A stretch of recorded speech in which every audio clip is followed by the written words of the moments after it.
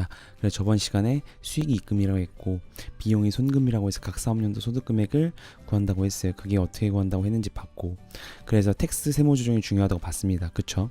그래서 이 플러스랑 마이너스가 이렇게 세무 조정이 나오는데 이제 그 소득 처분을 해야 된다고 했어요. 이게 뭐냐면 원인 규명이라고 했습니다. 그래서 플러스에는 유보랑 사회 유출이랑 기타가 나오고요. 그리고 마이너스에는 이렇게 똑같이 나오는 것이 아니라 사회 유출은 없어요. 마이너스에 유보랑 기타만 있습니다. 그래서 오늘 공부할 것이 이 유보예요. 자, 그래서 오늘 어떻게 공부를 할 거냐면 이 유보, 사회유출, 기타 중에서 오늘 유보만 볼 건데 사례를 가지고, 자, 재무상태표랑 같이 손익계산서랑 같이 볼 겁니다. 그래야 어떻게 이 유보가 되는지 원천적으로 공부를 할 수가 있어요. 그렇기 때문에 그냥 단순 암기하면 절대 법인세는 실력이 향상될 수가 없어요. 그래서 한 번은 무조건 이 과정을 거쳐야 됩니다. 그래서 무조건 이 숫자가 어떻게 돌아가는지, 그래서 유보가 도대체 무엇인지에 대해서 재무상태표랑 손익계산서까지 다 보면서 공부를 할 거예요. 그래서 기초적인 재무상태표 손익계산서 공부를 할 겁니다. 재무제표의 기초인데, 물론 오른쪽에 이익이여금 처분계산서는 재무제표는 아니에요. 들어와 있진 않지만 주석입니다. 주석에 공시되는 거지만 봐야 될 게 있어서 보는 거예요. 재무상태표는 뭐죠? 자, 자산은 부채 더하기 자본이다 라는 것을 보여주는 표입니다. 그래서 공식이 이렇게 되죠. 자산은 부채 더하기 자본. 그래서 T 계정을 저렇게 그립니다. 자, 그러면 자본 있잖아요. 이 자본은 뭐예요? 자산 빼기 부채죠. 더하기 빼기 그냥 산수죠. 그쵸? 그래서 이 자본을 순자산이라고 합니다.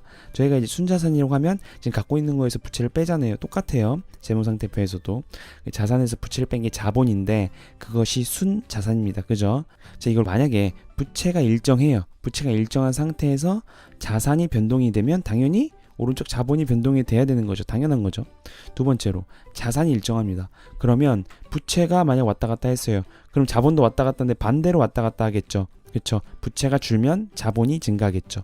또 부채가 늘면 자본은 감소합니다. 그렇죠. 자산이 일정하다는 전제하에, 그죠? 자, 봤고요. 손익계산서랑 이익이여금 처분계산서 볼게요. 손익계산서는 뭐냐면요, 이 당기순이익 수익에서 비용을 뺀 거잖아요. 그쵸? 저번 시간에 다 봤죠.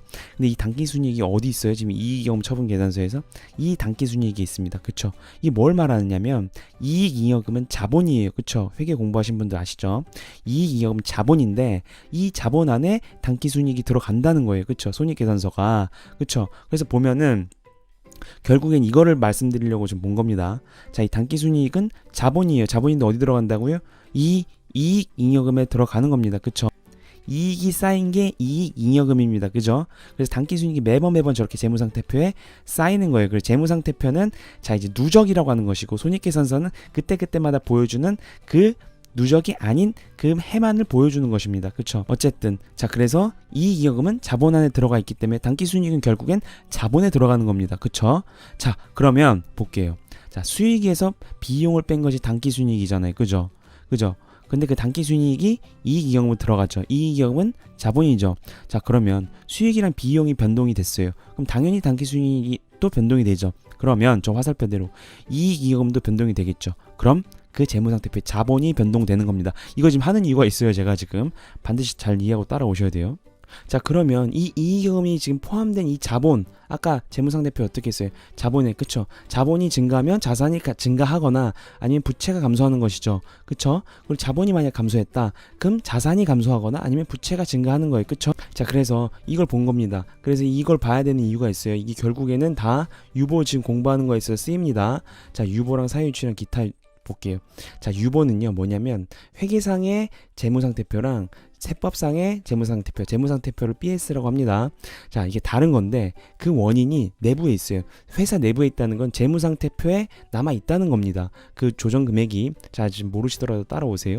사회 유출은 회계상 재무상태표랑 세법상 재무상태표가 같아요. 같는데 그 같은 이유가 사회 유출이 돼서 같은 겁니다.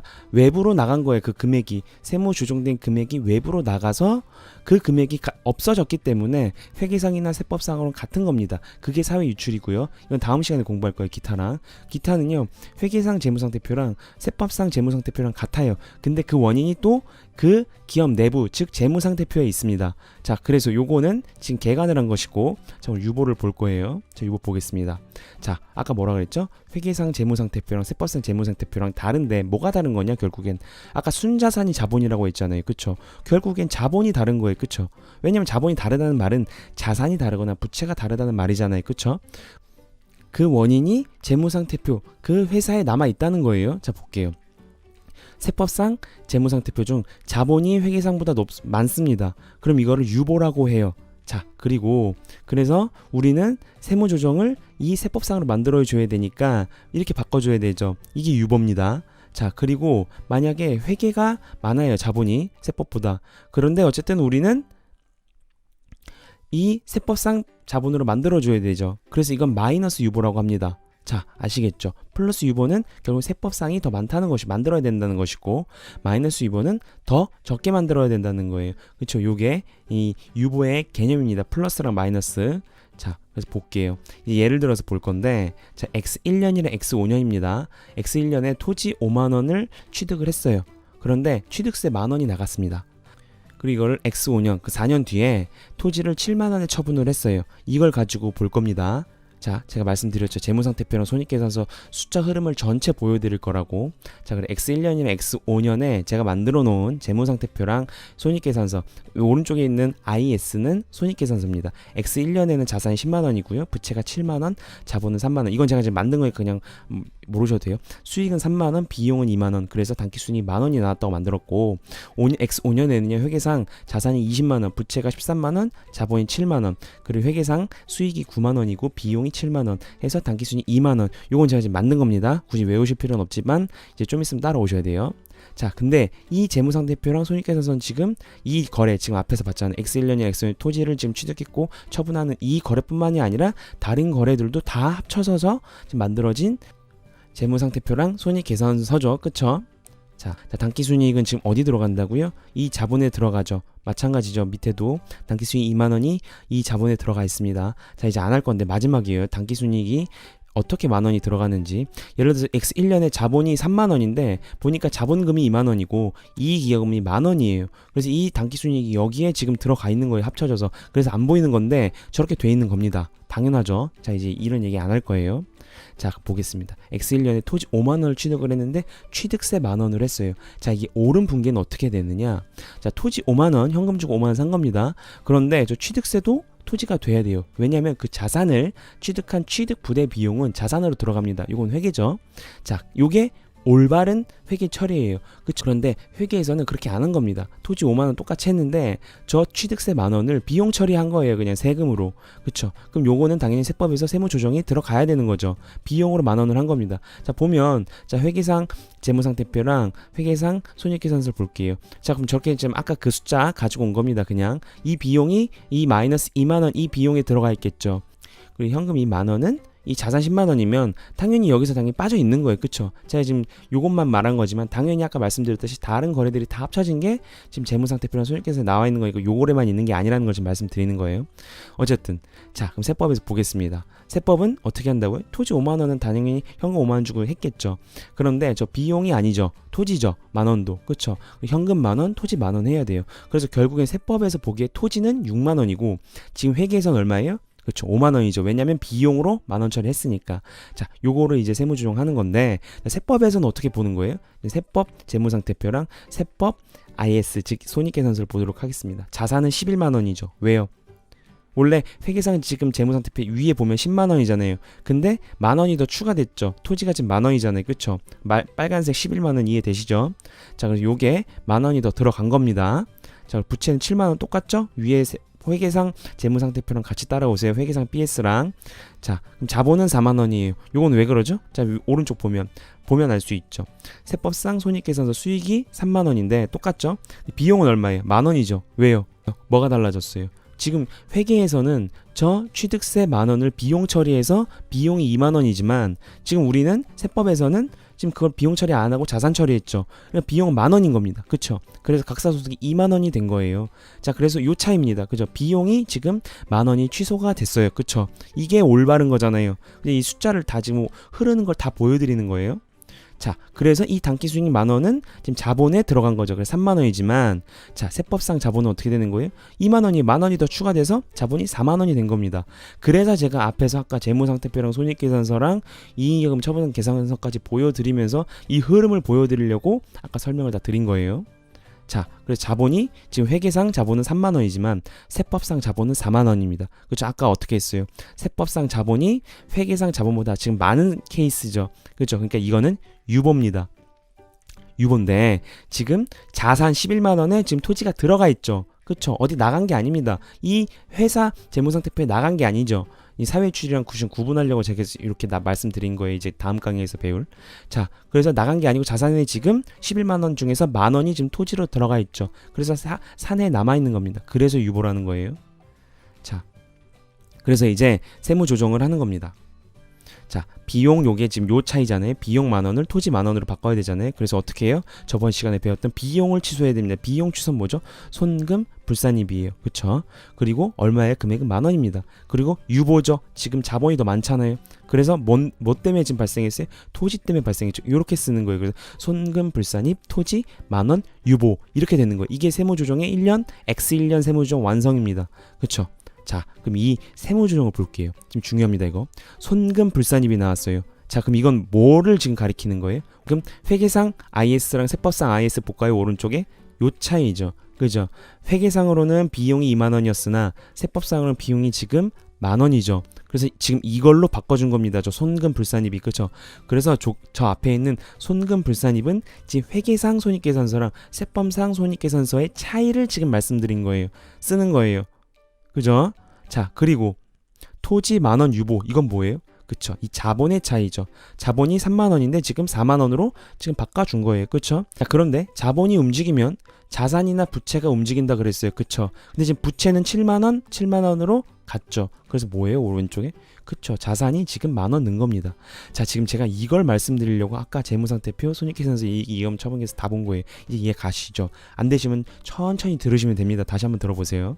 자, 그래서 아까 말씀드렸던 거 뭐예요? 자본이 증가하면 자본 왜 증가했어요? 아까 지금 회계상 손익계산서랑 세법상 손익계산서가 다르기 때문에 지금 자본이 또 증가했죠. 그 자본 증가한 게 뭐예요? 자산이 증가할 수도 있고 아니면 부채가 감소할 수도 있는 거예요. 그죠? 지금 케이스는 자본이 증가하니까 자산이 증가한 케이스가 되는 겁니다. 그쵸? 이게 세무조정 저기에 지금 다 나타나는 거예요. 자, 이 큰 흐름을 보셔야 됩니다. 그냥 외우시면 안 돼요. 세무조정은. 자, 그래서 플러스는 뭐예요? 텍스, 세법상 자산이 더 많거나 회계상보다 아니면 세법상 부채가 더 적은 거예요. 그게 바로 플러스입니다. 그죠? 플러스 각 사업연도 소득금액이 플러스 되는 게 입금산입이랑 손금불산입 저번 시간에 공부했잖아요. 그죠? 지금 이 플러스는 그래서 세법상 자산이 많거나 아니면 세법상 부채가 적은 거예요. 그죠? 그래서 X1년께 끝났습니다. X1년께 끝났는데 자, X5년에 어떻게 했어요? 이 토지를 지금 처분을 했어요. 이제 처분을 하는데 이제 X2년, X3년, X4년은 지금 세무조정 같은 게 안 나오고 그냥 가만히 있는 겁니다. 그래서 지금 X1년 손금 불산입 토지 10,000원 유보까지 지금 해결을 했어요. 자, 그럼 X5년 가야겠죠. X2년, 3년, 4년 할 게 없습니다. 그죠? 자, X5년 가겠습니다. 토지를 70,000원 받고 처분을 했어요. 그럼 현금을 받겠죠. 현금 70,000원을 받는데 올바른 회계 처리는 어떻게 되는 거예요? 토지는 얼마였어요? 60,000원이었죠. 지금 빨간색 지금 10,000원 저게 지금 취득세입니다. 취득세로 지금 비용 처리하면 안 됐고 올바른 거는 60,000원이었어야 됐어요. 그쵸? 그렇기 때문에 토지는 60,000원이고 지금 이익이 10,000원 남은 겁니다. 그래서 60,000원짜리 토지를 지금 70,000원에 팔았기 때문에 이익이 지금 10,000원 남은 거예요. 그죠? 근데 회계에서는 지금 계속 그렇게 안 했을 거 아니에요. 어떻게 했어요? 아까 토지 지금 50,000원이었죠. 그래서 이익이 20,000원이에요. 그죠? 지금 이게 잘못된 거잖아요. 그쵸? 근데 지금 세무조정으로만 그렇게 한 것이지 장부상으로는 지금 된 게 아니잖아요. 장부상으로는 지금 토지가 50,000원짜리잖아요. 그죠? 그래서 이익이 20,000원이 발생이 된 겁니다. 자, 이 이익을 지금 쪼갤게요. 10,000원으로. 그래야 숫자가 보입니다. 자, 그래서 이익은 똑같이 20,000원인데 자, 이렇게 10,000원 쪼개겠습니다. 똑같이 세법이랑 좀 보기 위해서. 자, 그럼 X5년 자, 재무상태표랑 손익계산서예요. 요건 제가 아까 말씀드렸던 거 숫자 그대로입니다. 자, 그럼 토지 5만원은 자, 이 자산 20만원 중에서 지금 빠져 있는 거죠. 그러니까 20만원이 토지 5만원이 빠져 있는 지금 결과죠. 자, 그리고 이익 만원. 이 만원들은 지금 어디 있는 거예요? 단기순이익 2만원. 그죠? 이 왼쪽 회계상 손익계산서에 2만원이 지금 들어가 있는 겁니다. 그쵸? 자, 세법상 볼게요. 자, 현금 7만원이 됐어요. 그럼 토지 5만원이에요? 아니죠. 토지 만원 추가죠. 아까 토지 6만원을 처리했잖아요. 비용이 아니라 그랬잖아요. 그죠? 그렇기 때문에 이 세법상의 토지는 당연히 오른 것처럼 토지가 6만원입니다. 그래서 이익이 만원만 남는 거예요. 그죠? 자, 그러면 세법상 재무상태표랑 세법상 손익계산서 볼게요. 자산은 얼마예요? 19만원이죠. 왜요? 지금 만원이 빠졌잖아요. 그죠? 만원이 더 빠졌죠. 회계상보다. 그죠? 회계상으로는 지금 5만원이었지만 세법상은 6만원이기 때문에 만원이 더 적습니다. 지금 회계보다 세법이. 그죠? 부채는 그대로의 13만원. 자본은 그럼 6만원이 돼야 돼요. 자본이 왜 6만원이냐? 위에 있는 회계상 자본은 지금 얼마예요? 그렇죠. 7만원이죠. 그럼 만원이 적네요. 자, 왜 적은지 볼게요. 오른쪽 세법상 손익계산서 보겠습니다. 수익 9만원이에요. 근데 비용은 8만원이어야 됩니다. 그래서 각사소득이 만원이에요. 왜요? 지금 비용이 지금 회계상보다 지금 어떻게 됐어요? 만원이 더 추가가 됐죠. 왜요? 토지를 팔면서 만원이 지금 더 그 취득가액으로 잡히는 거니까 취득가액 비용이잖아요. 그렇기 때문에 비용이 더 만원 더 많은 겁니다. 그렇기 때문에 각사소득이 만원이 된 거예요. 이해 가시죠? 그래서 회계상 지금 단기순이익 저 2만원은 지금 자본의 7만원에 들어가 있는 거죠. 자, 그리고 마찬가지로 세법상도 지금 들어가 있는 건데 얼마 차이에요?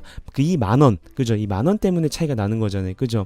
그래서 회계상 자본은 7만원이지만 세법상 자본은 6만원입니다. 그쵸? 적어요. 지금 보면 지금 어떤 케이스예요? 그쵸? 회계상 자본이 지금 세법상 자본보다 많습니다. 근데 우린 지금 회계가 중요한 게 아니죠? 세법으로 만들어야 되잖아요. 그래서 이게 마이너스 유보입니다. 세법상 자본으로 만들어야 돼요. 그쵸? 자, 조정을 할 건데, 자, 조정 어떻게 해야 돼요? 지금 회계상 이익이 아닌 거죠. 토지잖아요. 그쵸? 그래서 입금 불산입을 해야 됩니다. 이익이 아니라는 거예요. 그죠?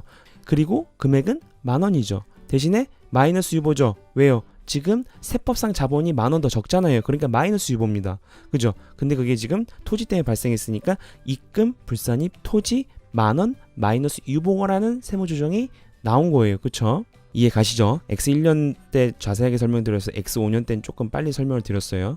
자, 보면은 X1년이나 X5년 지금 세무조정만을 지금 정리한 겁니다. 지금 눈치 빠르신 분들은 알겠지만 조정 송금 불산입 만원 유보랑 조정 X5년 입금 불산입 만원 유보 마이너스 유보가 지금 반대라는 걸 지금 눈치를 채셨을 텐데, 자, 지금 볼게요.